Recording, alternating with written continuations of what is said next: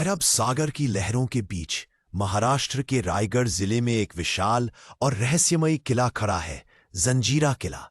इसे मुरुड जंजीरा भी कहा जाता है। यह किला पूरी तरह से समुद्र के बीचों बीच बना हुआ है, जिसे देखकर आज भी लोग चकित रह जाते हैं। जंजीरा किला केवल एक स्थापत्य चमत्कार नहीं है, बल्कि यह उस दौर की राजनीति, युद्ध कला और समुद्री शक्ति का प्रतीक भी है। भारत के इतिहास में कई किले बने और कई गिरे, लेकिन जंजीरा आज भी अडिग खड़ा है। इस किले की सबसे खास बात यह है कि इसे कभी कोई जीत नहीं पाया। ना मराठा, ना मुगल, ना पुर्तगाली, ना अंग्रेज। सभी ने इसे जीतने की कोशिश की, लेकिन यह किला अजेय कहलाता रहा। इतिहासकारों के अनुसार जंजीरा किला 15वीं शताब्दी में बना था।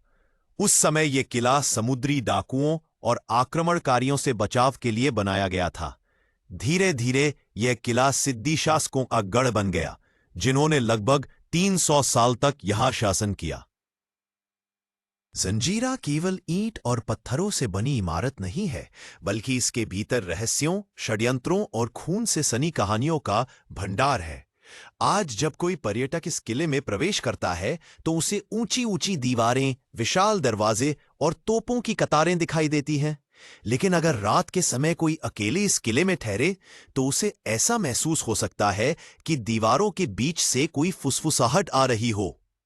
कुछ स्थानीय मछुआरे मानते हैं कि रात को जब चांदनी समुद्र पर बिखरती है, तो किले की खिड़कियों में अजीब अजीब साए दिखाई देते हैं।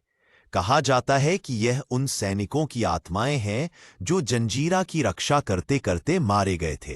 किसी भी ऐतिहासिक किले का नाम अपने साथ एक कहानी लेकर आता है। जंजीरा किले के नाम के पीछे भी एक रहस्य और दिलचस्प कथा छिपी हुई है। जंजीरा शब्द की उत्पत्ति। जंजीरा शब्द वास्तव में अरबी भाषा के शब्द जजीरा से निकला है, जिसका अर्थ होता है टापू।